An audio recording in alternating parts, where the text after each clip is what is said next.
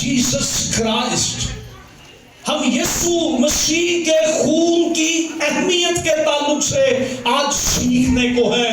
और याद रखें, जहां यीशु मसीह के खून की मुनादी नहीं की जाती वो कलीसिया मुर्दा है। यीशु का खून कलीसिया को जिंदगी देता है, बहाल करता है, उठा खड़ा करता है। हालेलुया। आज हम सीखेंगे, और पहले पतरस का खत मेरे साथ निकालिए और आइए हम खुदावंद यीशु मसीह के खून की बाबत सीखेंगे। कलाम मुकद्दस में से नया अहदनामा, पहला पतरस का खत, पहला बाब और उसकी 18वीं और 19वीं आयत हम कलाम मुकद्दस में से तलावत करेंगे।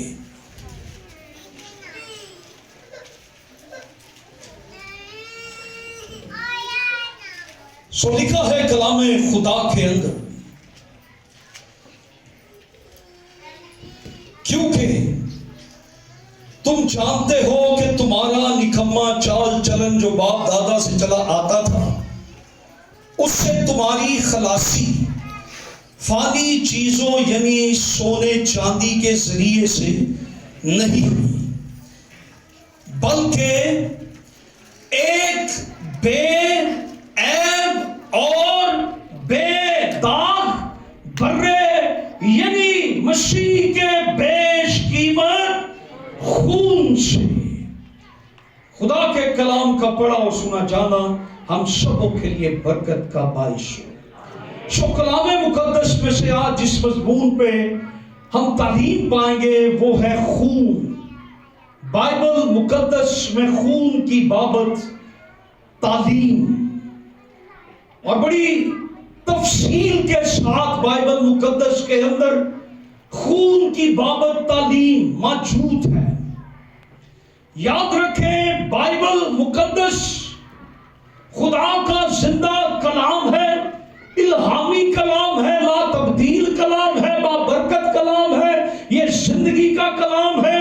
ये कोई मेडिकल साइंस या मेडिकल कॉलेज की कोई किताब नहीं है, लेकिन बाइबल मुकद्दस की किताब, बाइबल मुकद्दस खून की बाबत जो तालीम देती है, ये तालीम आज बाइबल मुकद्दस जो खून की बाबत तालीम देती है, आज मेडिकल साइंस भी उन बातों को मानता है और उन बातों की बाबत जानता है। और हजारों साल पहले खुदा ने अपने कलाम के अंदर बहुत सी बातें, बल्कि मैं कहूं सारी बातें खुदा ने बाइबल के अंदर लिख दी, जिसे आज साइंस और मेडिकल भी मानता है।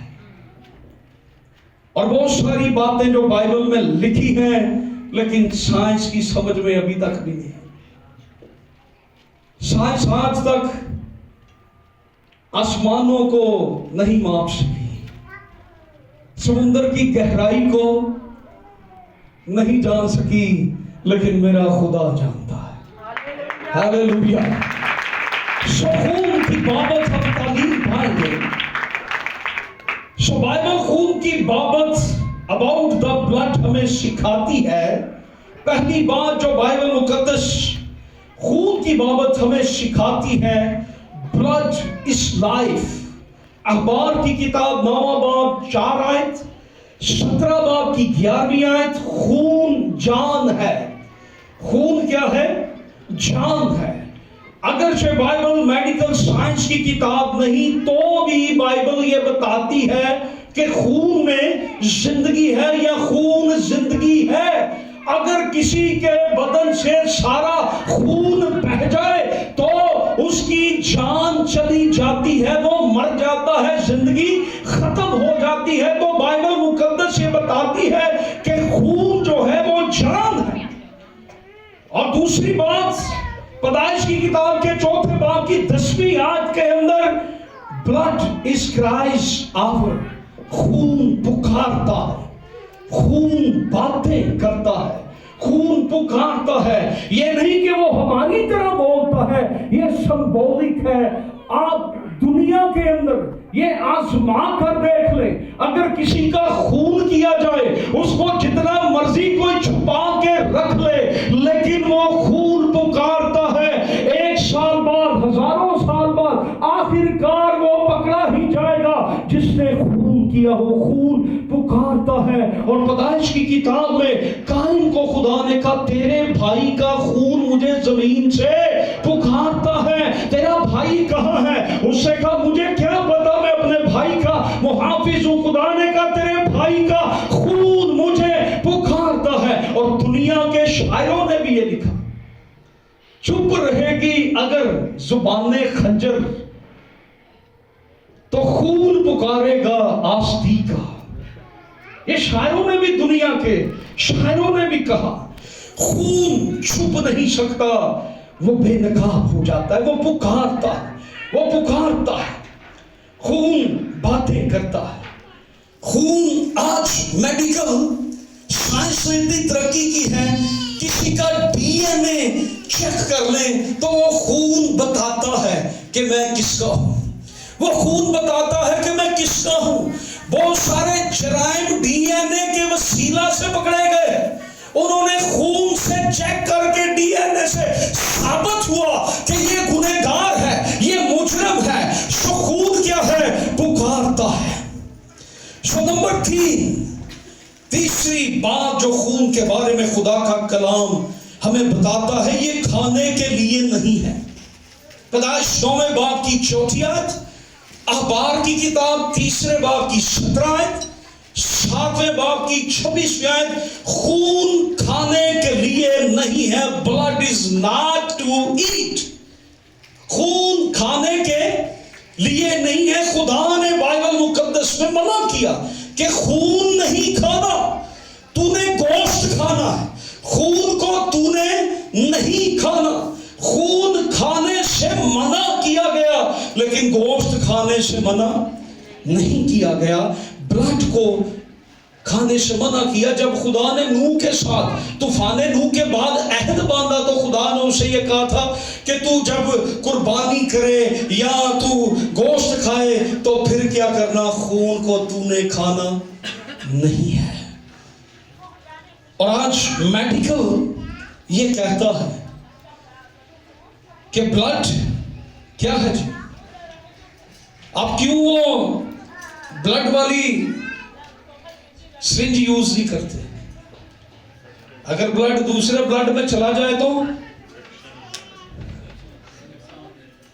क्या होता है? इन्फेक्शन नहीं, चंगियां पलियां बड़ियां बीमारियां लगती हैं। ऐसे ऐसे वो ये उठो ही निकली सारी एड होगी, समझ गए हो? सो ये साइंस आज बताती है, खुदा हजारों साल पहले बताता कि ये खाने के लिए नहीं है। सो चौथी बात, blood is a sign of making a covenant. खरूज 24वें बाब की 8वीं आयत के अंदर खुदा ने ये हमें बाइबल में बताया कि खून जो है अहद बांधने का निशान है। खून क्या है? अहद बांधने का निशान है। खून एक निशान है, एक साइन है अहद बांधने के लिए। जिस तरह हम शादी जब होती है तो हम दूल्हा दुल्हन एक दूसरे को अंगूठी पहनाकर शादी का अहद बांधते हैं, इकरार करते हैं। और ये अहद कब तक होता है? जब तक मौत हमें जुदा न करे। तो ब्लड भी जो है ये वो अहद है। और बाइबल मुकद्दस के अंदर जब भी अहद बांधा गया तो खून के साथ अहद बांधा गया। पुराने अहदनामा के अंदर भी खून के साथ अहद बांधा जाता था और नए अहदनामा के अंदर भी खून के साथ अहद बांधा गया। ये पियो, ये मेरे खून में नया अहद है। Blood is a sign of making a covenant. ये अहद है, ये एग्रीमेंट है, ये मुआहदा है। हम खुदा के साथ अहद बांधते हैं। नंबर 5, खून चीजों को पाक करने के लिए और खून चीजों को मुकद्दस करने के लिए होता था। अखबार की किताब के 8वें बाब की 15वीं आयत, blood is used to purify and consecrate. खैमा इज्तिमा के अंदर हैकल की जो चीजें जब बनाई गई और खुदा ने मूसा को यह हुक्म दिया कि तू बर्रे का खून लेकर तू सारी चीजों पर छिड़क दे, कनातों पे, टेंट पे और रस्सियों पे, कीलों पे, बर्तनों पे, जो जो चीजें हैं मस्बा पे, हर चीज पर उसने जाकर ब्लड को छिड़कना शुरू कर दिया और वो सारी चीजें पाक हो गई। दूसरा लफ्ज मैंने यूज किया मुकद्दस करना, पाक करना, मुकद्दस करना। ये दोनों लफ्ज आज जरा गौर करेंगे कि पाक करने में और मुकद्दस करने में क्या फर्क है। पाक करना, ब्लड जो था, अब और 14 बाब के अंदर और उसकी 6ठी आयत, 7वीं और 14वीं आयत है, blood is used to cleanse people. पाक करना और मुकद्दस करना, पाक किया जाता था गंदगी से, मुकद्दस किया जाता था खिदमत करने के लिए। और खुदा ने मूसा को यह हुक्म दिया कि हारून और उसके बेटों को खून के साथ मुकद्दस कर ताकि वो मेरी क्या करें, खिदमत करें। पहले उनको पाक कर, फिर उनको मुकद्दस कर। मुकद्दस किए जाने का मतलब है अलग किया जाना, खिदमत के लिए चुना जाना, उसे कॉन्सिक्रेट करना, मखसूस कर देना और उसे भी खून के साथ मुकद्दस किया जाता था। फिर ब्लड जो है वो चीजों को क्या करता है, साफ करता है, क्लीन करता है। खून इंसानों को मुकद्दस करने के लिए होता था। नंबर 8, खून जो है खुदा के हुजूर प्रस्तिश के लिए पेश किया जाता था। खून के बगैर वर्शिप नहीं होती है। हालेलुया। खून वर्शिप में यूज होता था। खरूज 24वें बाब की 6ठी आयत के अंदर आप इसको देखेंगे, blood is offered to God as worship. खून सिर्फ पाक करने के लिए नहीं, खून सिर्फ मुकद्दस करने के लिए खुदा की हजूरी में शुक्रगुजारी के तौर पर भी पेश किया जाता था। इसकी इज्जत अफजाई की जाती। लफ्ज वर्शिप जो है वर्शिप से है। वर्शिप किसी की कदर अफजाई करना, किसी की इज्जत करना, किसी को उसकी हैसियत के मुताबिक उसका मुकाम देना, इससे वर्शिप की जाती थी। जब खुदा ने मूसा के साथ अहद बांधा, जब उसे अपने पास बुलाया, उसे अहद की तख्तियां भी दी, बुजुर्गों को भी बुलाया, मूसा को भी बुलाया और फिर मूसा ने मस्बा बनाया और उस पर कुर्बानियां चढ़ाई और शुक्रगुजारी की, वर्शिप की और खुदा की हजूरी में ब्लड लेकर आए और खुदा की वर्शिप की और कुर्बानियां चढ़ाई। नंबर 9, खून कुफारे के लिए पेश किया जाता था। किसके लिए? कुफारे के लिए। Blood is offered as a atonement. खरूज 30वें बाब की 10वीं आयत, अहबार 16वें बाब की 15, 16, 17 आयत है, 17 बाब की 11वीं आयत है। कुफारा का मतलब क्या होता है? कुफारा का मतलब क्या होता है? ढांपना। यस, ढांपना। आपको ये टेबल नजर आ रहा है? आ रहा है टेबल नजर? नो, टेबल ही नजर आ रहा। हमें क्या नजर आ रहा है?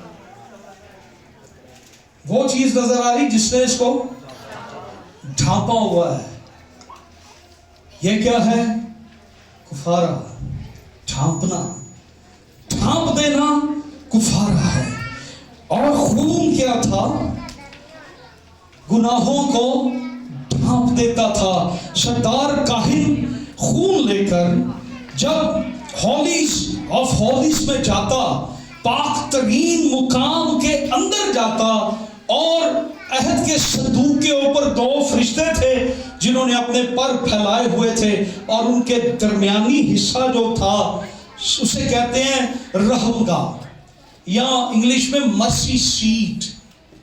और वो ब्लड जाकर वहां पर छिड़का जाता था, और जब छिड़का जाता तो खुदा कौम के गुनाहों को माफ कर देता, क्योंकि गुनाह ढांप दिए जाते थे। हालेलुया। लेकिन यीशु के खून की कुदरत को देखें। यीशु का खून ना सिर्फ हमारे गुनाहों को ढांपता है, बल्कि हमारे गुनाहों को मिटा भी देता है। हालेलुया। नंबर 10, खुरूज 12वें बाब की 13 आयत से है, blood is for protection. Blood is for protection. खून तहफ़्फ़ुज़ के लिए इस्तेमाल होता था। खुदा ने जब इस्राएल को रिहाई देनी थी मिस्र में से, तो खुदा ने उन्हें कहा कि तुम एक बर्रा ज़िबा करना, और उसका खून लेकर तुम क्या करना, अपने दरवाजों की चोटों पर और अपने दरवाजे की दाएं और बाएं बाजू वाले और ऊपर वाले हिस्सा पर क्या करना, लगा देना।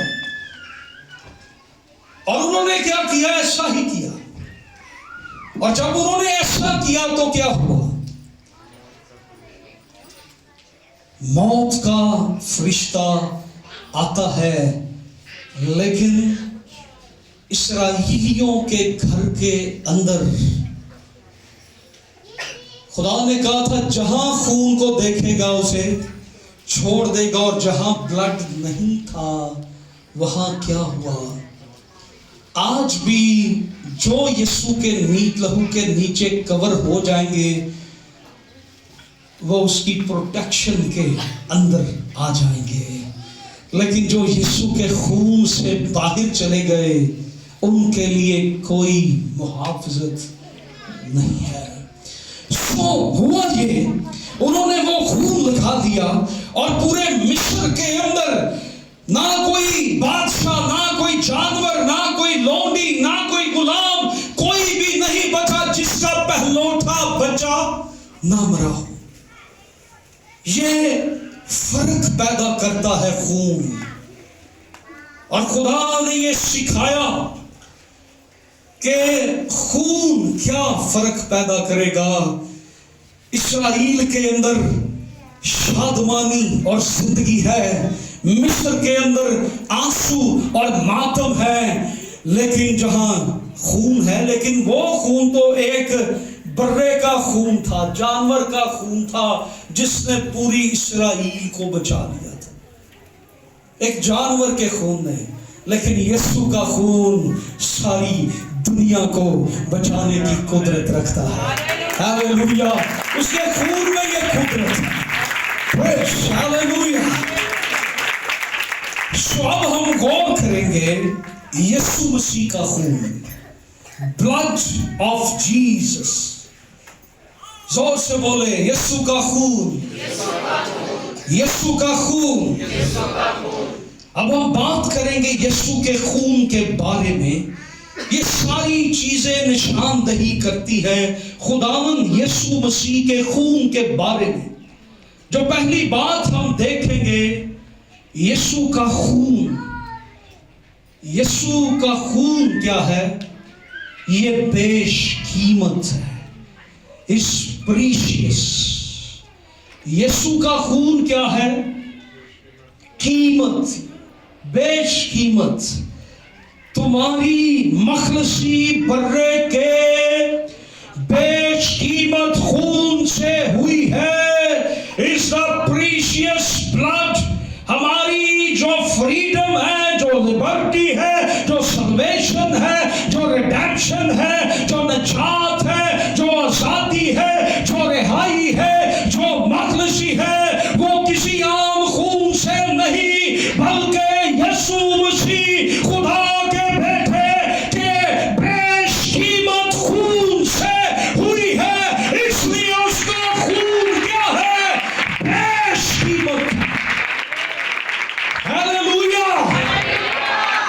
उसका खून बेशकीमत है। दुनिया में चीजों की कीमत, दुनिया में सबसे जो महंगी चीज होती है ना, वो पता है कौन सी चीज होती है?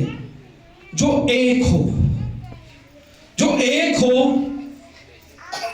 वो कीमती, महंगी होगी, क्योंकि वो क्या है? एक। जो एक पीस होगा वो आपको महंगा मिलेगा। सारे पाकिस्तानी तो हम सेल च कर छड़ दें। जो मलका विक्टोरिया के ताज में हीरा कोहिनूर उसका नाम है, जो हीरा उसके ताज के अंदर है वो दुनिया में एक ही है, इसलिए वो बहुत कीमती हीरा है, वो बहुत कीमती। और मैंने एक मैसेज में ये बताया था कि मलका विक्टोरिया ने ये आरज़ू पेश की थी अपने पास्टर से। उससे पूछा था यीशु कब आएगा, तो उससे पूछा मलका आप क्यों पूछ रही हैं? तो उसने कहा कि मैं भी चाहती हूं कि मैं अपना ताज उतार कर यीशु मसीह के कदमों में रख दूं, मेरे जीते जी यीशु आ जाए तो मैं ये ताज जिसमें दुनिया का सबसे कीमती हीरा जड़ा हुआ है, ये मैं उसके कदमों में रख दूं। ये बरतानिया की मलका थी, उसकी कीमत दुनिया में बहुत ज्यादा है। 2, 4, 5, 10 हजार चीजें एक जैसी होंगी, उनकी कीमत सस्ती होगी, थोड़ी होगी, लेकिन जो नायाब चीजें होती हैं, कम मिलती हैं, उनकी कीमत क्या होती है? वो बेशकीमत होती है। और इसीलिए यीशु का खून कीमती है, क्योंकि वो अकेला है, उस जैसा कोई भी नहीं है। यीशु के खून की तरह का और कोई खून है ही नहीं जो रिहाई दे, जो मखलसी दे। इसलिए ये खून क्या है? कीमती है। आमीन, hallelujah, praise God, glory to Jesus।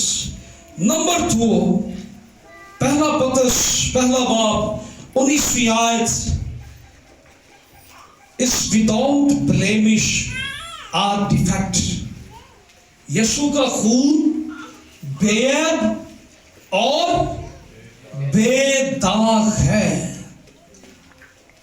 अभी जो रेफरेंस हमने पढ़ा, और बेऐब और बेदाग है, हमारी मखलसी सोने चांदी और फानी चीजों से नहीं, बल्कि बर्रा के बेशकीमत खून से, बेदाग और बेऐब बर्रा के खून से, बेशकीमत खून से हमारी मखलसी हुई है, क्योंकि यीशु जैसा कोई नहीं है। हालेलुया, यीशु मसीह जैसा कोई नहीं है दुनिया के अंदर, उसके जैसा बेऐब कोई नहीं है, उसके जैसा बेदाग कोई नहीं है। और ये मुमकिन नहीं हो सकता कि बैलों और बछड़ों का खून इंसान को, हमें गुनाहों से धो सकता।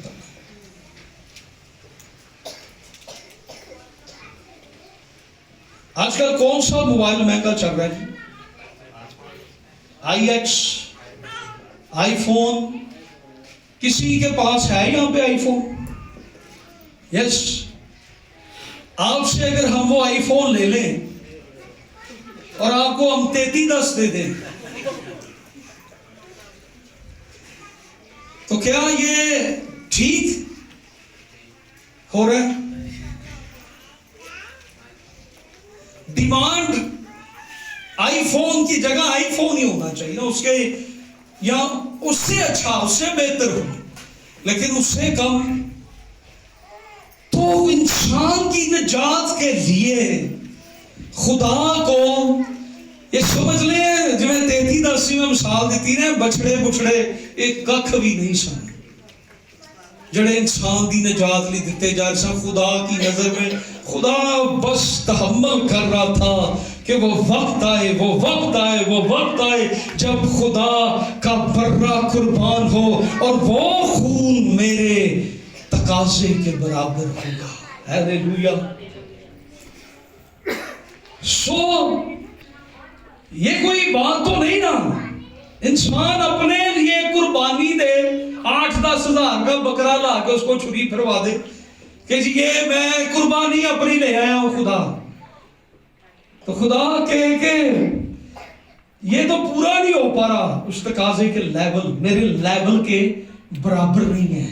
लेकिन एक दिन खुदा ने अपने बेटे को भेजा इस दुनिया में और खुदा ने उस लेवल को भी पूरा किया, खुदा ने उस लेवल को पूरा किया और यीशु मसीह अपना खून लेकर आसमानों में दाखिल हुआ और बाप के तख्त के सामने उसने उस अहद के संदूक के अंदर, जो ओरिजिनल अहद का संदूक आसमान पर है, उस अहद के संदूक पर जाकर अपने कीमती ब्लड को गिराया, छिड़का और कुल दुनिया की मखलसी होगी, बछड़े बकरे सिर्फ इस्राएल की निजात का या उनके कुफारे का बायस है। यीशु मसीह का खून जो है ये किसी एक कौम कबीले के लिए नहीं, कुल दुनिया की निजात के लिए है और कुल दुनिया को रिहाई मिल गई। हालेलुया। यीशु मसीह अपना खून आसमान पर लेकर क्यों गया?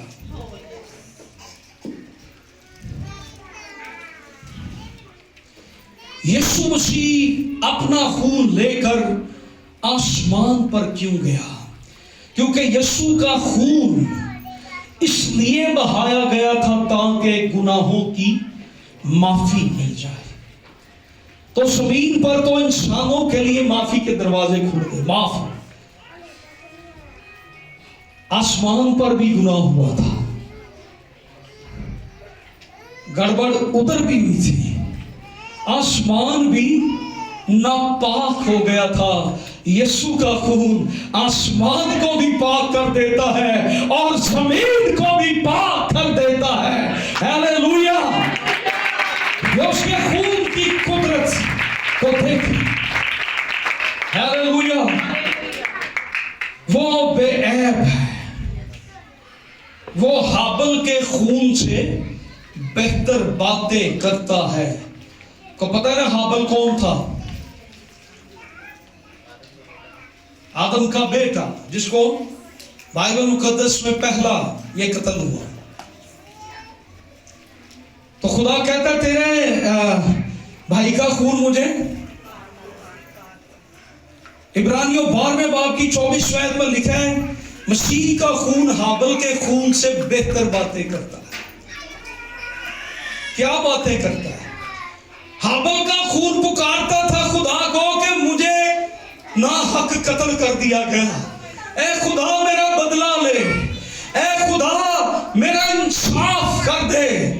और मुकाशवा की किताब के अंदर जो रूहें मस्बा के नीचे हैं वो चिल्लाती हैं कि ए खुदावंद हमारा इंसाफ कर, जिन्हें मसीह की गवाही देते हुए शहीद कर दिया गया, मार दिया गया, हलाक कर दिया गया, वो रूहें चिल्ला चिल्ला कर ये कहती है खुदा हमारा इंसाफ कर। हाबिल का खून कहता है मेरा बदला ले, मेरा इंसाफ कर। कलाम ये कहता है यीशु मसीह का खून हाबिल के खून से बेहतर बातें करता है। यीशु का खून क्या बेहतर बातें करता है? उसने शरीर पर कहा ए बाप इनको माफ कर दे। यीशु का खून बदला नहीं मांगता, यीशु का खून माफ करता है। हालेलुया। इसलिए यीशु का खून क्या करता है? बेहतर बातें, ए बाप इनको माफ कर। अगर यीशु कहे कि मेरे खून का बाप बदला ले, तो फिर क्या होना था? दुनिया अगर बच गई थी ना तो यीशु की वजह से।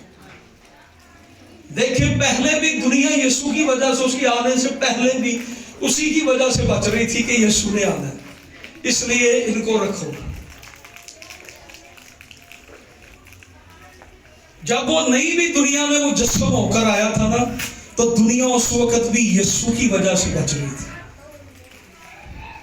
आज भी दुनिया यीशु की वजह से बच रही है, और आने वाले वक्त में भी दुनिया यीशु की वजह से ही कायम है।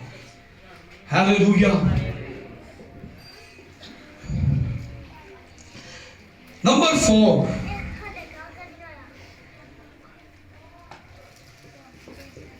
यीशु मसीह का खून, the blood of Jesus is of the new covenant। मत्ती 26वां बाब 28वीं आयत, मरकस 14वां बाब 20वीं आयत। यह खून नए अहद का खून है। पुराना अहद जो था वो बार बार क्या होता था, टूट जाता था। अहद जब बांधा जाता तो ये दोनों पार्टीज जो होती थी ना, इन दोनों का लेवल एक जैसा होना जरूरी है। बादशाहों से जब अहद बांधते थे तो उन दोनों का लेवल एक जैसा होता था, और वो एक बैल को ज़बह करते और उसके टुकड़े करके एक दायरे में रख देते, और बीच में दोनों खड़े हो जाते थे, और फिर वो अहद बांधते थे कि अगर हम ये अहद तोड़े, हम दोनों जब तक जिएंगे हम सुलह में एक दूसरे के साथ वफादार रहेंगे। अगर हम ये अहद तोड़ेंगे तो जो हाल इसका हुआ है ना, यही हाल मेरा और तेरा होगा। अब होता क्या, खुदा इंसान के साथ अहद बांधता, इंसान का लेवल बड़ा लो था, ए भी खुदा का एक बड़ा बड़ा रहम साडे ते, को फिर भी साडे नाल अहद बांध गया।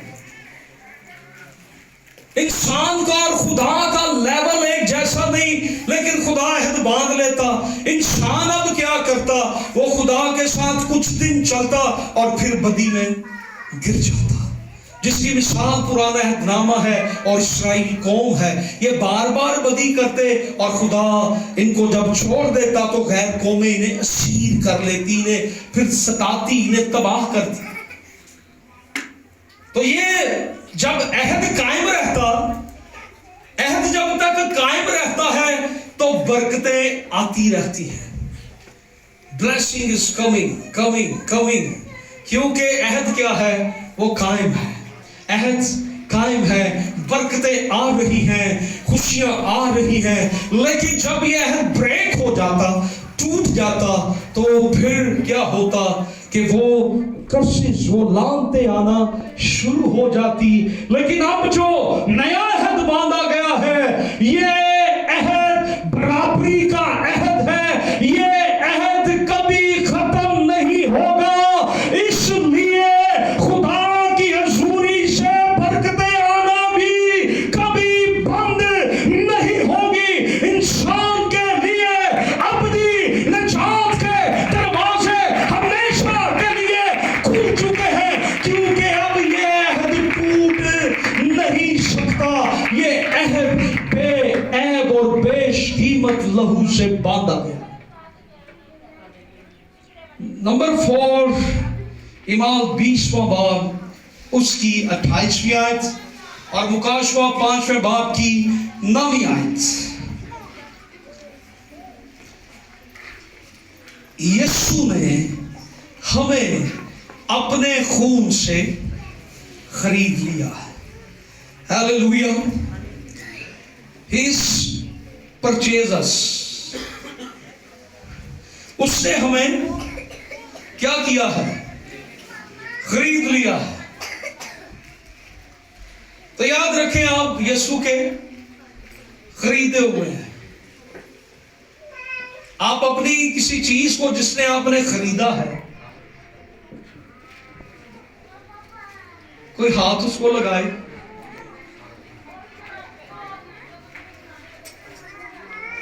आप अपने आईफोन को हाथ लगाने देती?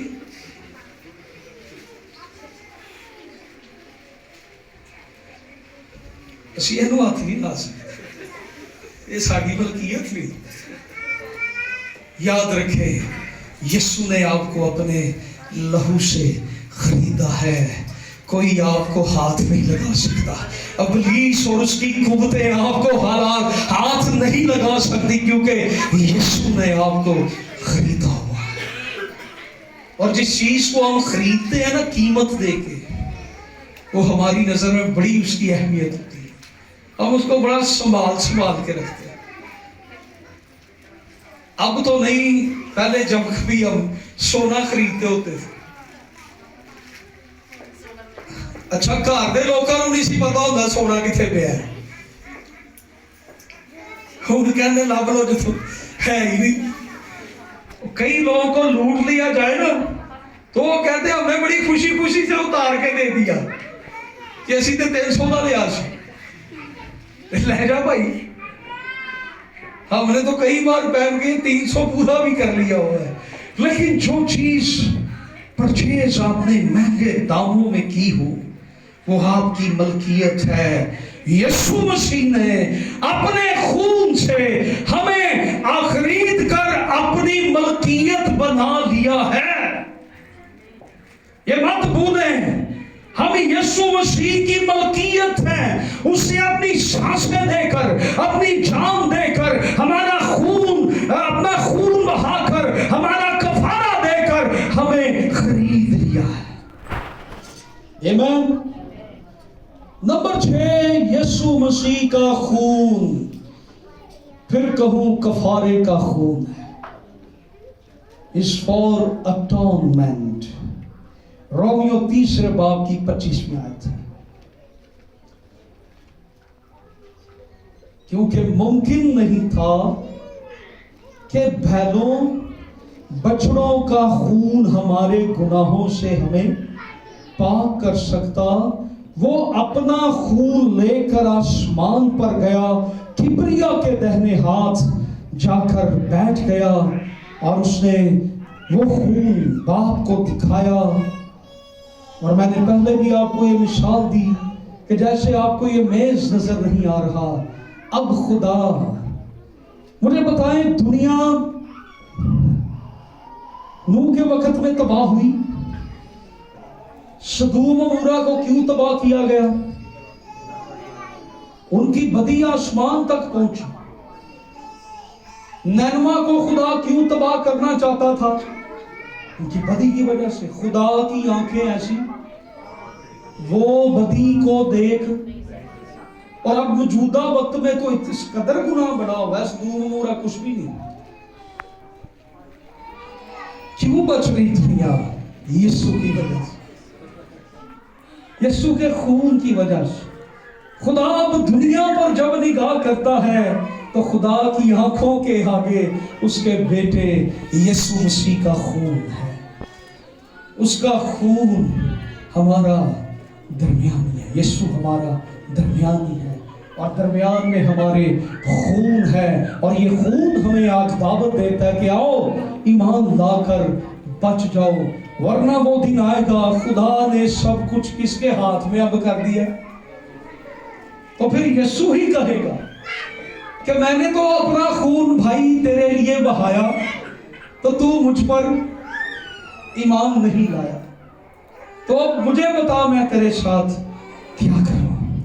उसका खून इफिसियों 1 बाब की 7वीं आयत हमें माफ करता है। Is for our forgiveness. Yeshu Masih का खून हमारी मुआफी के लिए है। खुदावंद यीशु मसीह ने अपना खून बहाकर हमें क्या कर दिया? माफ कर दिया।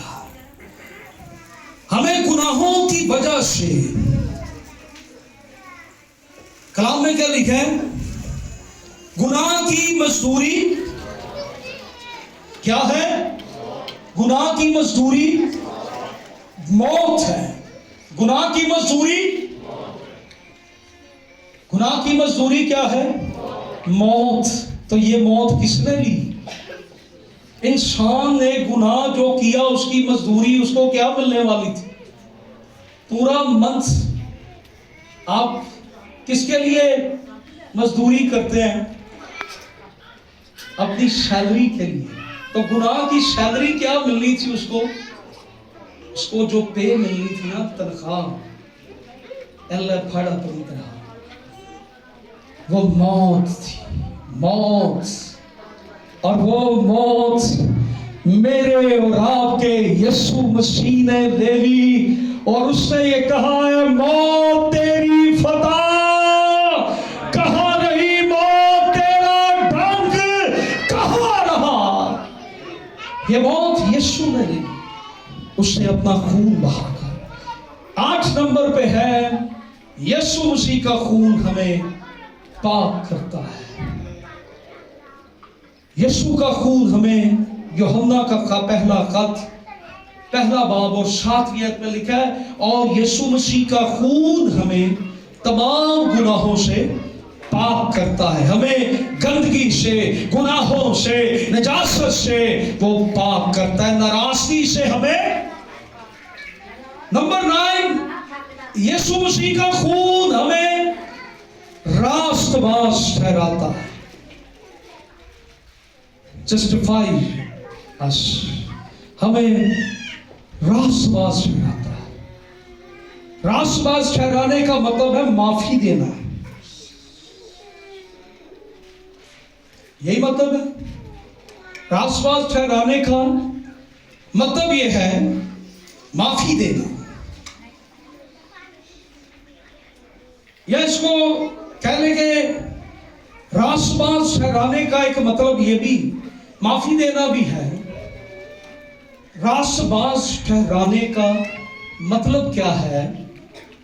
ना सिर्फ हमें माफी मिल जाती है, बल्कि खुदा हमें गुड बॉय, खुदा यीशु मसीह हमें गुड बॉय बना देता है और गुड गर्ल बना देता है।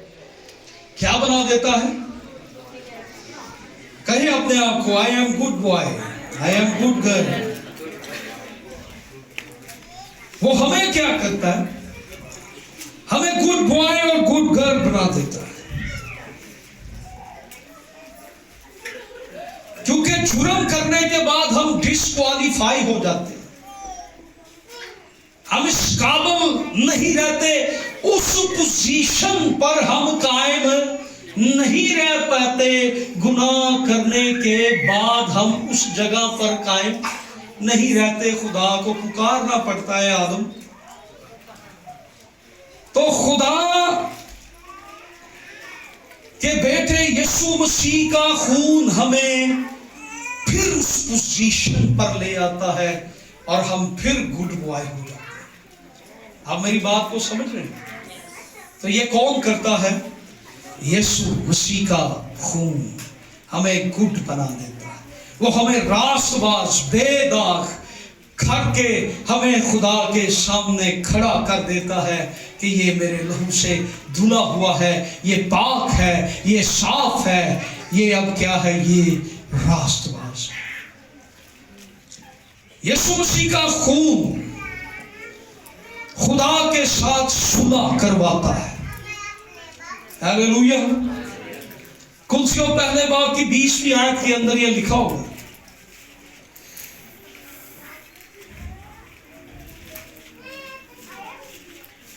और रोमियो में लिखा हुआ है, जब हम जो दुश्मन थे, मसीह के वसीला से हमारी सुलह हो गई, हमारा मिलाप हो गया, हमारा मिलाप हो गया, सुलह हो गया। और पिछले दिनों भी मैं चर्च में बता रहा था कि यीशु मसीह की सलीब का पैगाम सुलह का पैगाम, वो पैदा हो तो सुलह के पैगाम आते हैं, वो मसलूब हो तो सुलह के, उसका खून बहे तो सुलह के पैगाम आते हैं। दुश्मनियां मिट जाती हैं, मिलाप हो जाते हैं। खुदावंद यीशु मसीह का खून हमारी बाप से सुलह करवा देता है। नंबर 11, यीशु मसीह का खून हमें खुदा के नजदीक लाता है। bring us closer to God. यीशु मसीह का खून हमें क्या करता है? खुदा के नजदीक लाता है। कहां पर ले आता है? बच्चा गटर में गिर जाए तो मां उसे पकड़ के गले से निकाल देती है, उसको पकड़ के पहले दो लगाती है, फिर उसको बाथरूम में लेके जाती है, उसको धो के साफ करके फिर उसको समझाती है, अब दोबारा गुना, अब तूने ये गलत काम नहीं करना। फिर साथ ही क्या उसको कहती है, मेरा जजी, फिर उसको प्यार करती है और बच्चा बड़ा खुश हो जाता है। यीशु मसीह ने भी हमें गुनाह की दलदल में से पकड़कर हमें अपने खून के साथ धोकर हमें अपने गले से लगाकर उसने कहा कि आज से तू मेरा बेटा है, तू मेरा है, मैंने तेरा फिदिया दिया है। यीशु का खून हमें क्या करता है? पाप करता है और हमें खुदा के नजदीक ले जाता है। उसके खून में ये कुदरत है, वो हमें खुदा के नजदीक लेकर आता है, क्लोज कर देता है, दूरियां खत्म हो जाती, फासले खत्म, दूरियां खत्म। नंबर 12, पहला कुरिन्थियों 5वां बाब 7वीं आयत, यीशु का खून हमें महफूज करता है, प्रोटेक्ट अस। यीशु हमारा मसीह हमारा बर्रा है। जैसे खरूज की किताब में फसा का बर्रा कुर्बान हुआ था, इसी तरह हमारा बर्रा यीशु भी हमारे लिए कुर्बान हुआ है और उसका खून हमें महफूज रखता है। और मैंने पहले भी बताया कि हमें कोई हाथ नहीं लगा सकता क्योंकि उसका खून हमारे साथ है। ना इब्लीस, ना बीमारी, ना कमजोरी, ना हालात, ना मुश्किलें, कोई हमें नुकसान नहीं पहुंचा सकता क्योंकि उसका खून हमारी मुहाफजत करता है।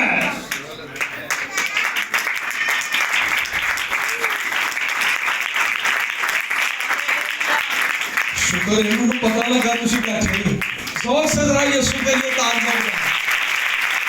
यीशु का खून हमें महफूज रखता है, यीशु का खून हमें महफूज रखता है।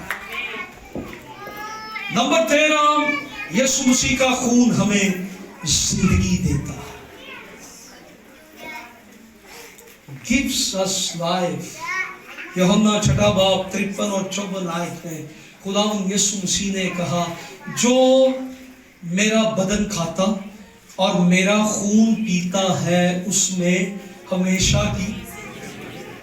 शायरबानी जो है ये, इसको ऐसे हम रस्म ना समझा करें, नौ रस्म। जो मेरा, एक तो खुदा ने कहा मेरी यादगारी के लिए करना, फिर खुदा ने कहा जो ये खाता है उसमें क्या है? हमेशा की जिंदगी, वो हमें जिंदगी देता है। हालेलुया। वो हमें क्या करता है? जिंदगी देता है। हम यीशु मसीह के खून को जब पीते हैं तो वो हमें जिंदगी देता है। पौलुस जैसे कहता है कि अब मैं जिंदा ना रहा बल्कि मसीह मुझ में जिंदा है। किसकी जिंदगी हमें आ जाती है? यीशु मसीह की जिंदगी हमारे अंदर आ जाती है। हम सिर्फ इसको लफ्जी ना समझा करें, यीशु मसीह की जिंदगी को आप समझते हैं। यीशु मसीह की जिंदगी क्या है? हमारी जिंदगी क्या है? यीशु की जिंदगी क्या है? हमारी जिंदगी की मियाद क्या है? 70 बरस या कुवत हो तो 80 बरस, ते उस तो अगे फिर आगे खत्म। लेकिन यीशु मसीह की जिंदगी क्या है? यीशु मसीह की जिंदगी क्या है? यीशु कितने साल जिंदा रहेगा? 5000 साल? कब तक जिंदा रहेगा? ये ज़माने, ये वर्ष, ये वक्त खत्म हो जाएंगे लेकिन यीशु फिर भी रहेगा। हालेलुया। रहेगा नाम सदा पीकर। हालेलुया।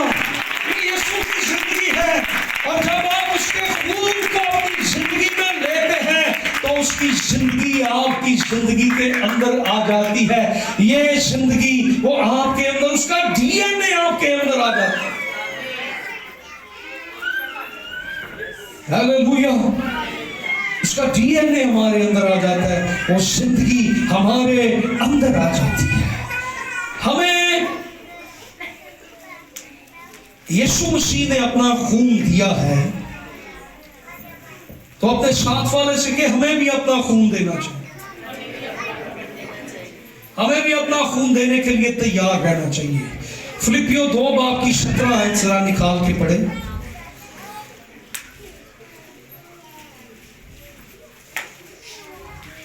खुदा का कलाम हमें यह तालीम देता है कि हम भी तैयार रहें। फिलिपियों 2:17। और अगर मुझे तुम्हारे ईमान की कुर्बानी और खिदमत के साथ अपना खून भी बहाना पड़े। क्या? अगर मुझे तुम्हारे ईमान और खिदमत के लिए क्या करना पड़ जाए? अपना खून भी। ये कौन कह रहा है? पौलुस कह रहा है। ये नहीं कह रहा कि किसी होर दा मैं खून बहा दियागा। अगर जरूरत पड़ी तो मैं अपना खून भी बहाने के लिए, यस, हो गया। अपना खून भी बहाना पड़े तो भी मैं खुश हूँ और तुम सब के साथ खुशी करता हूँ।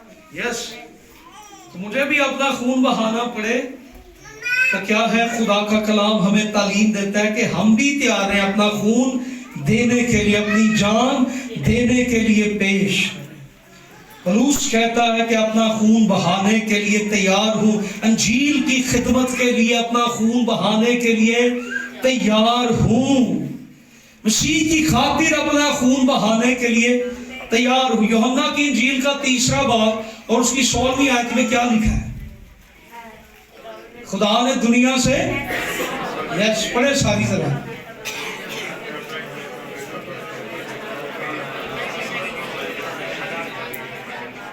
यस, और पहला यूहन्ना का खत 3 बाब 16वीं आयत में क्या लिखा है? यूहन्ना की इंजील के 3 बाब की 16वीं आयत में खुदा ने अपनी मोहब्बत हमें दिखाई। और यूहन्ना की इंजील, यूहन्ना का खत, उसका पहला बाब, उसकी 3 बाब की 16वीं आयत में क्या लिखा है? हमने मोहब्बत को इसी से जाना कि उसने हमारे वास्ते अपनी जान दे दी। कि उसने हमारे वास्ते अपनी, आगे, और हम पर भी भाइयों के वास्ते जान देना फर्ज है। अब क्या पॉइंट मैं बोल रहा हूं? हम भी अपना खून देने के लिए तैयार हैं। हमने मोहब्बत को इसी से जाना कि उसने हमारे वास्ते अपनी जान दे दी, और हम पर भी भाइयों के वास्ते जान देना फर्ज है। हम खुदावंद यीशु मसीह के क्या हैं? पैरोकार हैं। सो हम कैसे अपना खून बहा सकते हैं? हम इंतजार करें कि कोई हमें कत्ल कर दे आके, है ना? हमें कोई जेल में डाले, हम ये इंतजार करें कोई कोड़े हमें मारे, कोई कांटों का ताज पहनाए, हमारा खून बहे? नो नो, कांटों का ताज एक ही बार पहनना था और मेरे शहजादे यीशु ने पहन लिया। हालेलुया। उसे एक ही बार कोड़े खा लिए हमारे लिए। मुझे मेरे मोटापे की वजह से ना बड़ा बातें सुननी पड़ती है।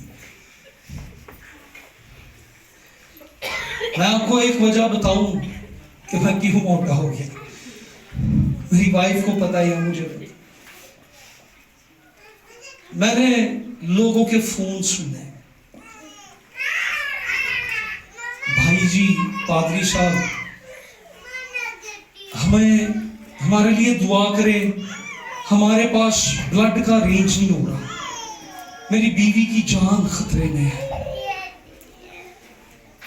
तो मैंने उन्हें कहा अच्छा मैं ना हॉस्पिटल आता हूं दुआ करने के लिए। तो मैंने जब वहां पहुंचना, मैंने उनको कहना कोई रेंज हुआ? वो कहना नहीं। मैंने कहना आए मेरे साथ। मैंने बहुत से लोगों को हॉस्पिटल में जा के ब्लड दिया। जब उन्होंने ये कहना ना कोई अरेंज नहीं हो रहा, तो मैंने ब्लड देना शुरू कर दिया। मेरे घर वाले कहते तेरा रंग ही अब वो नहीं रह गया, तो जितना गोरा होता था, तो सब ब्लड दे के बाद मुझे डॉक्टर ने मना किया कि अब छोड़ दे, अब आप उस एज में से बाहर निकल गए हैं, अब आप ब्लड देना बंद। मैं वीक हो जाता था, कमजोर हो जाता था। और एक दफा एक फैमिली के ट्विंस थे और रात 12 बजे उन्होंने मुझे कॉल की और मैं कॉम्प्लेक्स हॉस्पिटल में गया और मैंने अपना ब्लड दिया। और दोनों बच्चे बड़े वीक थे। मैं ये नहीं कह रहा कि मेरे खून में कोई ऐसी कुदरत है, खून तो यीशु के में कुदरत है, हमारे में नहीं। जिस बच्चे को मेरा ब्लड लगा था वो बच्चा बच गया, दूसरा की डेथ। बता सिर्फ ये रहा हूं कि कहीं ना कहीं हमने खिदमत के अंदर ये भी काम किया। आज बातें तो हम सुनते हैं, लेकिन इसके पीछे एक भेद छुपा है कि हमने अपने पैसे से भी, अपने खून से भी, अपनी जिंदगी से भी खुदा की खिदमत की है। जवानी के अंदर मैं 20 साल का था जब से मैं खुदा की खिदमत कर रहा हूँ। अब मेरी उम्र 45 बरस हो गई और मैं 25 सालों से ये खुदा की खिदमत कर रहा हूँ। लोग हमें बड़े आराम से कह देते हैं पैसा तुसी खाते बड़ा हो। अब हम आपको क्या बताएं कि हमारे पीछे ये क्या भेद छुपे हुए हैं कि हमने अपना खून भी दे देकर लोगों की जानें बचाई हुई है। ये कोई मैं बड़ी बात नहीं कर रहा। और खून देना, जवानों, मेडिकल क्या कहता है? 6 महीने बाद, साल बाद इससे हार्ट अटैक नहीं होता, बीमारियां नहीं लगती। तो शायद आपके ब्लड देने से भी कोई शख्स बच जाए। बहुत दफा मैंने ऐसे किया है। फिर मेरी वाइफ ने मुझे एक दिन घर कहा कि ये काम आप छोड़ दें, आप बीमार हो जाएंगे। तो फिर डॉक्टर ने मुझे कहा कि अब आपने ब्लड नहीं देना। मैं बीमार हो गया था ब्लड देने की वजह से। तो फिर डॉक्टर को मैंने बताया कि ये मसला हो, उसने कहा कि दोबारा आपने नहीं ये करना। तो इस तरह से भी हम किसी ना किसी की हेल्प कर सकते हैं। हमारा कोई बहन भाई हमारे खून बहाने से बच सकता है। यीशु की खातिर हम ये भी कर सकते हैं। हालेलुया। आइए हम अपने कदमों पर खड़े हों और आइए हम यीशु के लहू के लिए उसकी शुक्रगुजारी करें, जिससे हम